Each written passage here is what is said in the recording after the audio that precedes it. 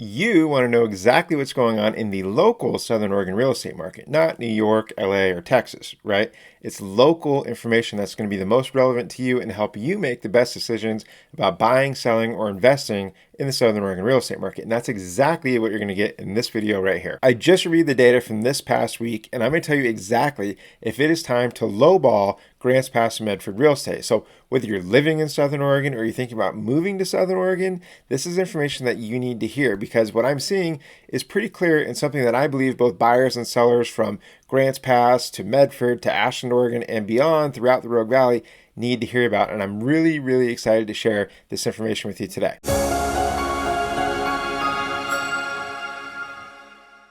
Hey, I'm Brian Simmons. I'm a licensed real estate agent here in Southern Oregon with eXp Realty, and I would love to hear your questions about the Southern Oregon real estate market. So please don't hesitate to drop a comment in the comment section down below or reach out to me directly at 541-954-7758. You can call or text me there on my direct number. Now, let's cut right to the chase and talk about whether or not it's a good time to lowball Grants Pass and Medford real estate. So to start with, let me share exactly what's going on in the Southern Oregon real estate market in terms of the data, okay? It's August 2nd, so we're going to look at the data from this past week ending August 1st, okay? And this is looking at Jackson and Josephine counties of Southern Oregon, and we're only looking at single-family residential homes, no commercial property, no mobile homes and trailer parks, nothing like that, just single-family residential homes, okay?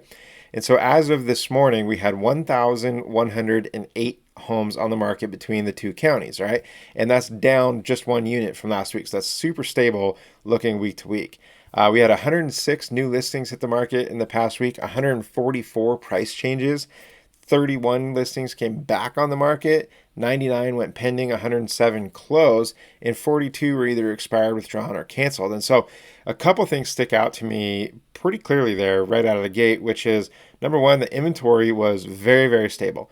We came down just one unit, and if you watched last week's video, I mentioned that, you know what, we slid quite a bit from the week prior to last week, and I was kind of curious whether or not we were going to either bounce back or see another big slide, and we didn't really see either. We just kind of maintained stable, so that's okay, and that's kind of better in my mind than if we were to see it jump back up. So I think what we're probably seeing is that we're probably on the tail end of the season, which makes sense considering it's the 1st of August. And we're going to see that inventory continue to decline, in my opinion. So we'll just continue to track that and see where that ends up. But a couple other things that jumped out is, again, 106 listings new. That's a pretty good number. That's more than we saw last week at 95. And just, an indication that more people are still thinking it's a good time to sell, or maybe, it took them a little bit longer to, get some things wrapped up on their property and they wanted to hit the market earlier, but, it took them a little more time to get contractors out to do this or that. I see that kind of stuff all the time with people. So that could be what we're seeing there, wanting to just kind of catch the end of the summer. And so, still pretty good number of listings hitting the market. But the big number that stood out to me was price changes. And I talked about this a couple weeks ago where, the price changes really jumped out as a percentage of inventory. A few weeks ago, it was 14.5% of our inventory had a price change.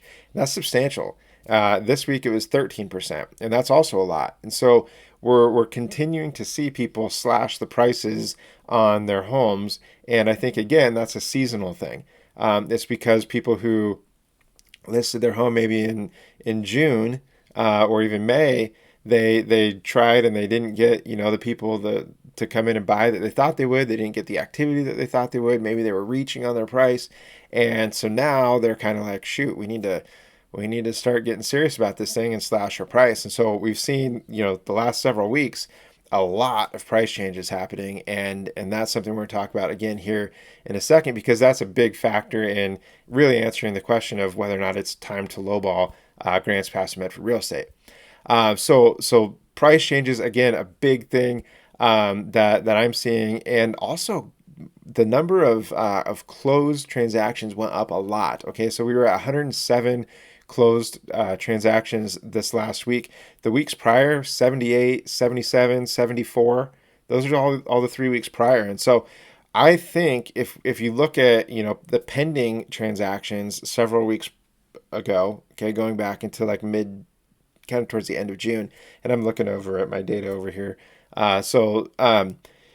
if you look back at those, that we had a spike in the number of pending transactions in kind of the end of June and early July. And so that's going to translate to a spike in closings, 4 to 6 weeks later, which is exactly what we're seeing right now. So I believe that 107, should carry on. Next week, we should have over 100, and we should probably continue to see that for several weeks. And that's what's going to lead to inventory coming down. And so I would not be shocked at all if we get to the end of August and are under 1,000, under 1,100 homes on the market. I think we could be in the 1,000 range easily by the end of August. So we'll see what happens there, and monitor that, of course.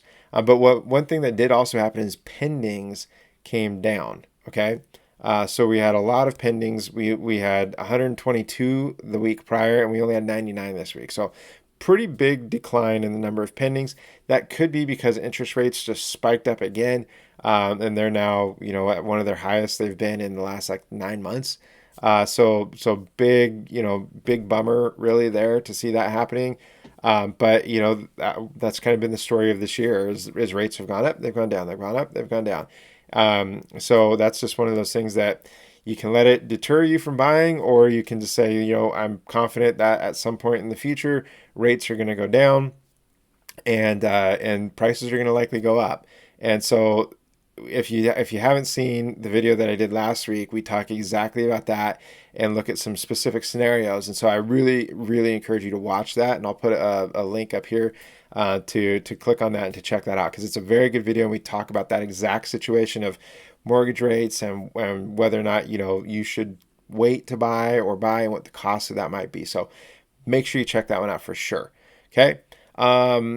But yeah, those are really the big things that jump out to me. So I want to, now kind of pivot and talk about the main question of, is it time to lowball Grants Pass to Medford real estate?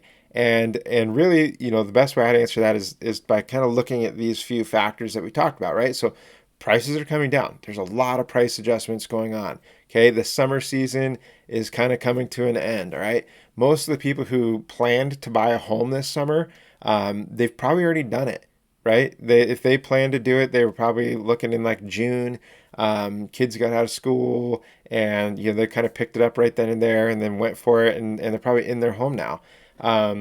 So not as many of those people out there are buying right now. Right. So we kind of missed the boat on some of that, I would say. And also, that kind of makes a lot of sellers that are still in the market right now, they're kind of faced with a decision point, right? We either, we're at August 2nd, we have not a lot of time till we get into the fall. So we either need to really try to sell right now while we're still in the summer season. We got to really make a push for it. And that's probably why we're seeing some of these price reductions. So that's option one, try to sell now. Or option two is we're going to sit on it and hope that, the right buyer comes around who's going to fall in love with this place. And we're going to sit on it through the fall and maybe even through the winter, and just see what happens, right? That's option two. And option three is to pull it off the market, maybe in the fall, pull it off the market and relist it in the spring. So you have a lot of sellers who are kind of facing that decision right now and having that conversation with the real estate agent. And what I would say to you, if you are a buyer, I would say, yeah, I think it is a good time to lowball, Grants Pass to Medford real estate and see what can happen. So try to get your lowball offer accepted. I don't think every seller out there is going to accept it. I don't think you really have a very great likelihood of getting a lowball offer accepted, but I think that you probably have a better likelihood than you did, a month ago, and you probably have a better likelihood than you're going to have in the spring. And so if you look at, the timing between now and the end of the year, that to me is your best shot at getting some sort of a lowball offer accepted. And I think that's worth mentioning. What is a lowball offer, right? Are we talking about, a $400,000 house and you're offering them 300? That's beyond lowball, right? That's an insulting offer that has probably zero shot of getting accepted. A lowball offer, in my mind, if there was a $400,000 listing, would be $350, right? That's right on the edge of insulting and aggressive, and that's something I tell a lot of the buyers that I'm working with that are, kind of thinking along those lines is, look, we want to be aggressive, but not insulting. You don't want the people to tell you to kick rocks because you just offended them, right? You want them to know that you're serious, but like you also understand where the market's at, and you think that the value is this, and try to convey that. And that's what I always do for my buyers, is try to convey that that strategy and where we're at. So that's something that I would encourage you to do, is just to think about whether or not you want to try to lowball if you have found a place that you're interested in, that you like. And another thing to be aware of is, I think that the lowball strategy is something that should be taken case by case, right? So it's not a one size fits all answer, okay? And there rarely is, okay? What I would say is it really depends on the listing, okay? So if you find this house and you're a buyer and you've been looking for a while, and this house just hits the market and it's perfect, it's exactly what you want, don't waste your time lowballing it, okay? If it's exactly what you want, it's probably exactly what a lot of people want. And I would say that you're probably going to miss out on it if you're going to lowball. On the other hand, if it's a home that's been sitting on the market for 3 months, 6 months, whatever, they listed maybe early spring, and it's been sitting there, and they've kind of dropped the price. Now that's a great opportunity to lowball. And I think that's, probably what the seller is expecting somebody's going to do. And they may say no, they may say yes. You don't know. So I think that's, again, the scenario where you probably have your best shot at getting one of those lowball offers accepted. So again, it's rarely, a one size fits all thing. And I think it's just, case by case. So that's something where if you were buying, I would tell you, let's talk, right? Let's talk about your specific scenario, and I can help you put a strategy together, about should we lowball, should we not, what kind of home should we be looking for, all those kinds of things. And I can help you kind of navigate through that. And I'd love to do that for you. So the other side of this whole coin is, what does it mean for sellers? So if you're a seller and your home's on the market right now, what should you expect? And I think the same answer really applies, is if you just listed and you have a very desirable home and it's, looks great and it's in good shape and all those things, I wouldn't necessarily expect lowball offers. You might get some, but I don't think that I would just jump on the first offer you get. I think if you have something that is desirable, know that, right? Like, you have a good neighborhood, your house is in good shape.